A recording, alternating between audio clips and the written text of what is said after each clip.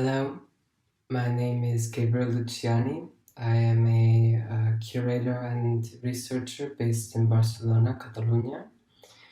I'd very much like to thank Denise for her invitation to participate in this exhibition with this conference that I'm about to give. I'd like to thank Bokmahan for the platform and all of the viewers for tuning in.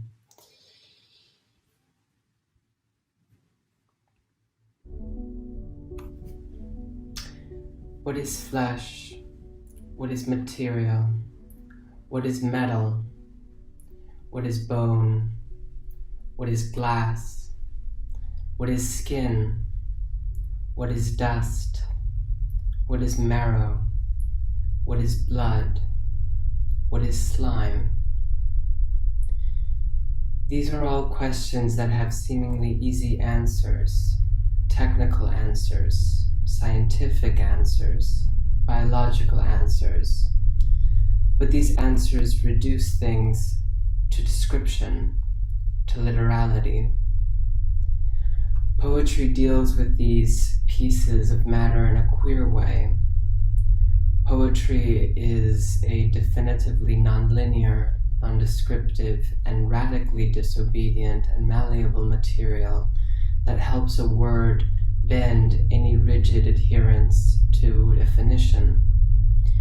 This transformative ability is shared by all subjects: the teacup, the stick, the toilet paper, the cotton cloth, the algae, the amoeba, the quartz, the vase, the mist, the trunk, the squirrel, the clay, the human. We all share the capacity to transmute. We are all affected, and we all affect other affective bodies. This means we can all receive, give, emit, transmit, absorb, reflect, and diffract. This is what binds us: solid life, liquid life, mineral life, gaseous life, biological life. There is no dichotomous taxonomic animate versus inanimate. We are atoms and particles that float around and are subject to change and transformation and be affected by time, natural phenomena, and circumstance. This constitutes a web of humming friction, shows how we are constantly rubbing up against one another, changing one another because of one another.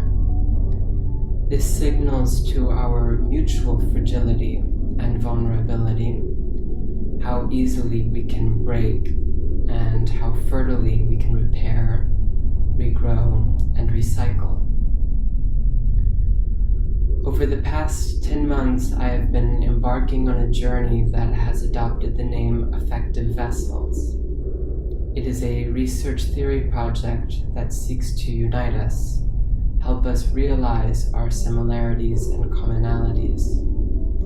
In this project and its many poems and essays, I take on many new camps of thought that align with object-oriented ontology, agential realism, speculative fiction, speculative realism, process philosophy, and phenomenology. Today, I would like to talk specifically about violence and its many manifestations. Violence is stealthy, thick, and often undetectable, or seemingly so. It is exercised on a series of different bodies, again, bodies here understood as collections of mass or particles. When we amplify the notion of a body, we may begin to amplify our notion of violence and discrimination. In my research, I have found several authors and artists who talk about the undermining and the belittling of the vessel, of that which contains and carries. Both Ursula Le Guin in her essay, The Carrier Bag Theory of Fiction, and Eulalia Lucera, in her project Vasos al culto a la mare, which is Catalan for bottles, the worship of the mother, talk about how that which carries a seemingly passive role is lesser compared to that which performs, in other words, the tool, a seemingly active role. So this vessel, this body, this containing body, which has been cast aside throughout history, has been under new fertile speculation in contemporary theory. Here we can see our first example of violence. That which carries the vessel is inferior to that which penetrates the tool. The violence is the reductionist thinking, the concept of a lesser object, the dubiousness of its interest versus that of another. Does this not mirror other kinds of violence? How do we classify human bodies according to a hierarchical inferior versus superior construct? How do we semiotically and hierarchically reduce bodies to races, classes, and functions? Let's explore semiotics as a reductionist form of violence a bit. Semiotics involves assigning meaning to form and the way we read the visual world and make assumptions and judgments. According to Jacques Lacan, there are several ways in which the human brain establishes connections through the visual appearances. These can be objects, the insinuation of objects, or the absence of objects. I am concerned with the simplicity of these reflections. While Lacan champions semiotics, I think they, as a study and practice, are vastly missing the point. This is why several postmodern authors such as Karen Barad, Aaron Manning, Jane Bennett, Graham Harman, Donna Haraway, Timothy Morton, and many more have turned away from semiotics and towards affectivities. Somatics and affect are far more ancient than semiotics and far more complex to understand, as cognitively the soma can't be reached. The soma is. It absorbs, feels, does, transmits. Again, semiotics reduces, assigns, classifies. It is a taxonomic and colonialist projection that cages in agential and autonomous beings who are in constant change, process, and potentiality. So regarding the body, the dissident body, when a queer, non-binary, or gender non-conforming body enters the gaze of the normative onlooker, a series of judgments are passed. This person must do drugs, must be poor, must have had bad parents, must be rude, can't be trusted, must be dangerous.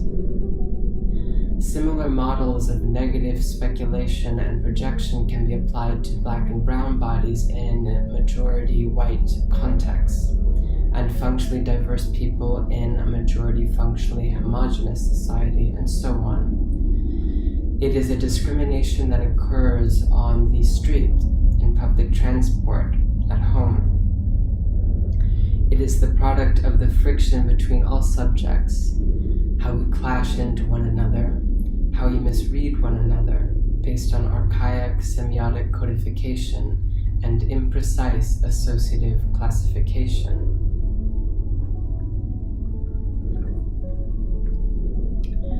I'd now like to talk about the concept of the other and the verb to other. The other body is not a contemporary phenomenon. It is ancient, something deeply seated in Homo sapien dynamics, the way we deal with visual differences, whether they be differences between tribes or territorial disputes on claims and properties. The conflicts sparked by othering bodies have been varied. Let's talk about the Greek barbarian. Barbarian comes from the barbars, an echomimetically or onomatopoeically derived word mocking the sound of the non-Greek languages. Those who weren't Greek and didn't speak Greek were considered lesser, uncultured, uneducated, underclassmen, threats to the purity of Greek culture and customs. The word evolved into the modern-day barbarian, used to describe essentially the same kind of primitive other. This signals to how human perception codifies and discriminates against bodies according to a canonic hegemonic reference point off which they decide if something is correct or incorrect, friend or foe, one of us or an other. What is the othered body? A body that is externally designated as such. The othered body doesn't self-associate with being an other. The othered body doesn't naturally feel or perceive themselves as another. They are assigned this from an external perspective, like an unwanted and unsolicited baptism of non-pertinence, non-belonging. The other really doesn't exist, not in a socio-politico-cultural sense. Ethnography needs to be dissolved, along with semiotics. Going back to taxonomic reductionisms, when we classify, we simplify and discriminate. And this is precisely the kind of violence that is exercised every day and often goes unnoticed. So, how do humans judge if one is really an other or not? Let's shift the focus to the notion of variance. Without a norm, there is no variance. A variance means an unwanted or unexpected or improbable, which I'll open up later on, disobedience from said norm. Norms are concocted from what French sociologist Pierre Bourdieu called the habitus, which describes how collective desires and unspoken correctness are generated naturally, without society consciously agreeing on anything. This theory sustains how humans tend to do and want similar things within contexts where humans are in close proximity and friction with one another. Many of us want money, a cozy and clean house, well-behaved children, maybe a pet and plants. We want to promote and publish our lives on social media platforms. Of course, not everyone has these desires by any means, yet these desires can be described as collectively cultivated systems and patterns of habit that are shared by the masses. This is a very urban and affluent and a bit Western example, but the habitus can be the desire to work the land, share in your family's agricultural tradition, live a rural and seemingly from some perspectives humble lifestyle. The disobedience comes in when we use an example like someone who comes from an aristocratic family in the United Kingdom and dares to live a life of poverty in a squat house, or when the child of a rural farming family in the Phayot province in Thailand decides to move to Bangkok and rupture the family values. Again, variance only exists if there is a massified, consensuated, accorded norm. The expectations to follow in the habitus, in the socio-laboral norm, are broken and therefore persecuted. This is commonly met with dismay. These reactions to dissidence echo those regarding the functionality of a body or an object. How often do we categorize an object in terms of its functionality? What it can do for us and how well, how fast, how efficiently? Where does the ability to determine whether something is functional or not stem from? In Sarah Ahmed's Queer Phenomenology, orientations, objects, others. She analyzes sexual orientation in a positional sense, how sexuality is in fact a position towards something, and how this has somatic, visual, performative, behavioral, social, and political effects. For example, she comments on straight lines, how a series of straight lines met with a sudden crooked line makes that line stick out. A variance, a deviation from a rigid pattern. I'd like to quote her directly. To resist an impulse to make deviation a ground for queer politics is not, then, to say that it does not matter which lines we follow. It does matter. Some lines, as we know, are lines that accumulate privilege and are returned by recognition and reward.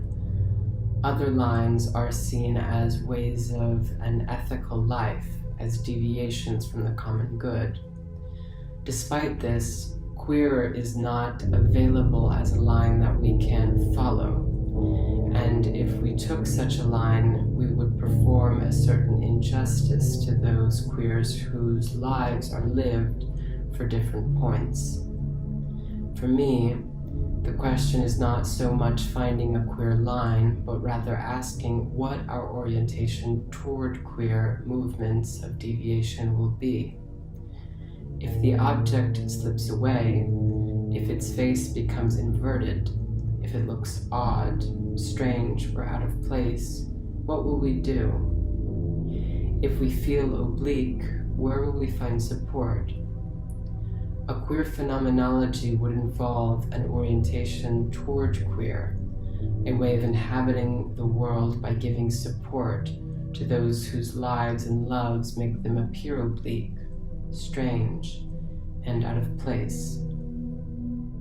Queer gatherings, where the objects we face slip away, are disorientating. Here, Ahmed proposes an act of disobedience from the habitus. Instead of suggesting a new queer habitus, a new queer line, she takes an effective, empathetic stance towards those who cannot conform, those who, for one reason or another, are strange, hard to find coordinates to. To be queer is to be withdrawn. Timothy Morton describes objects as withdrawn. Things that don't reveal, entities that aren't obvious. Queer humans can also be described as such.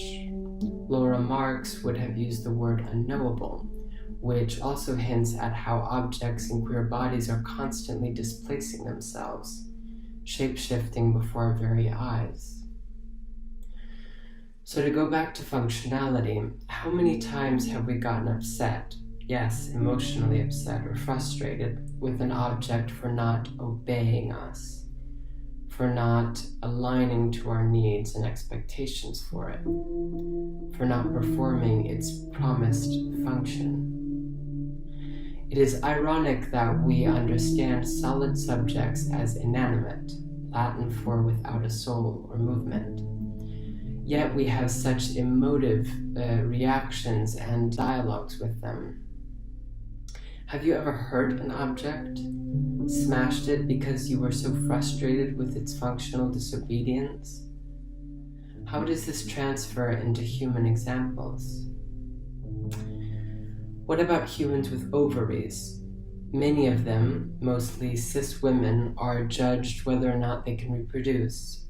An ovary bearer must be able to perform the magic act of reproduction, no?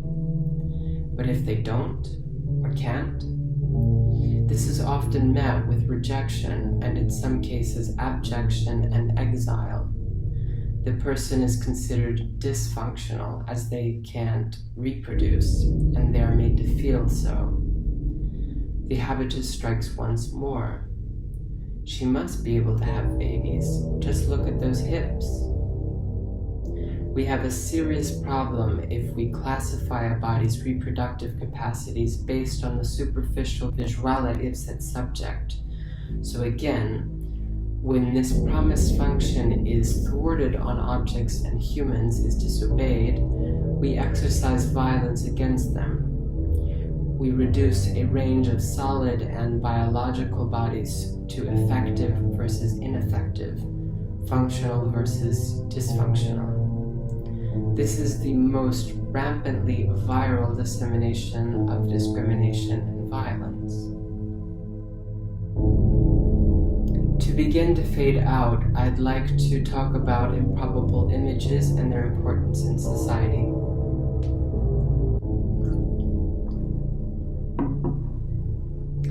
Czech image theorist Willem Flusser urged greatly for the production of informative images towards a philosophy of photography. His definition of the verb to inform is create improbable combinations of elements, imprint them upon objects. This has a very queer charge to it. That which is improbable, unexpected, dissident, disobedient, deviant, is in fact informing society, informing a visual landscape that has always tended towards homogeneity, that has blocked difference when in fact difference, also known as diversity, is not what conceptually informs society but fervently ferments innovation, progress, evolution, and change. Going back to poetry's lexical disobedience. It bends words, pronunciation. There's a strangeness, a queerness to poetry, as it informs how we effectively relate to words and meaning. Again, moving away from semiotics, reification, and definition. Poetry, creativity, disobedience is fluid abstraction, playful, ludic, pleasurable, sentient. It signals to a DIT, do it together, utopia. To further the conversation on queer and dissident bodies informing societies through their presence and visuality, repetition helps to normalize and de-other the queer body. This can be positive and accurate representation in the media, in movies and television, as well as in the streets. Seeing people like me, for example, on the subway, on the bus, at public events, showing proudly who I am will reduce stigmas and fear. My body, my identity, will become demystified as a threat, as a stranger, as an other.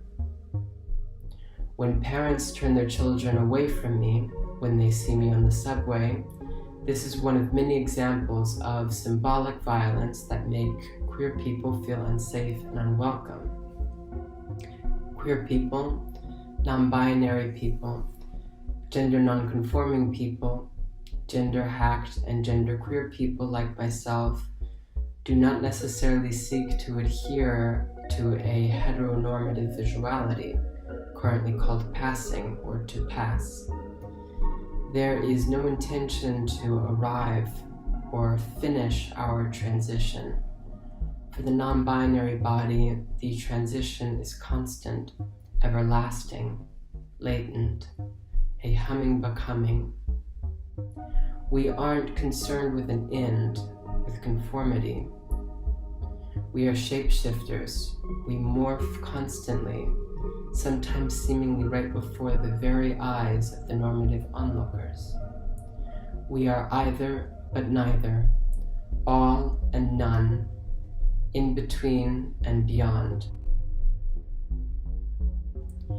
We inform society by showing up fiercely, fearlessly. We disobey form and function. We are withdrawn, unknowable, spherical cyborgs, amoebae. Our fictive mythological presences are ancient. We have always been here and always will be. This symbolic violence, corrective violence, discriminatory violence are a part of a universal narrative in which all othered bodies form a part of, and we must fight to identify, inform, defend, and update. This is a part of the post-human call for unification, where we understand violence and discrimination against the object, against the other, against cultures, skin tones, genders, languages, and the environment as one macro system that has been too long a part of our dynamics. As Jane Bennett very keenly stated at her conference Systems and Things at the Non-Human Turn Conference, perhaps the most important stake for me at the Non-Human Turn is how it might help us to live more sustainably with less violence toward a wider variety of bodies, and poetry can help us feel more of the liveliness hidden inside such things and reveal more of the threads of connection binding our fate to theirs. Similarly, Rosi Braidotti revisits the hippie sentiment turned corporate sponsorship slogan, "We are in this together," and considers it important to not understand this in a simplistic rhetorical manner, and urges that, in fact, we are ecosophically part of this. We are embedded, embodied, affective, and relationally part of this. And we are bound by an ethical relationality, a deep sense of multiple belongings. We are striving to unify our plights, work together, collaborate, just as biologist and theorist Lynn Margulies spent her life working to show how symbiosis, how collaboration between a series of entities is what propels life forward. On a socio-political level, this should have great resonance. To achieve utopia, we must believe it is possible. We must listen, undo the concept of the other, of reductionist semiotics, and understand all of ourselves as a part of an extensive web of creatures with needs and desires to hear and be heard, to see and be seen, to love and to be loved. Let's start with respecting the object, move to an extensive care of the environment, and learn to listen to it and coexist better with it. And let's collaborate with a myriad of diverse realities and polyrelate with the heteroverse of future-facing corporal configurations. Thank you for this time.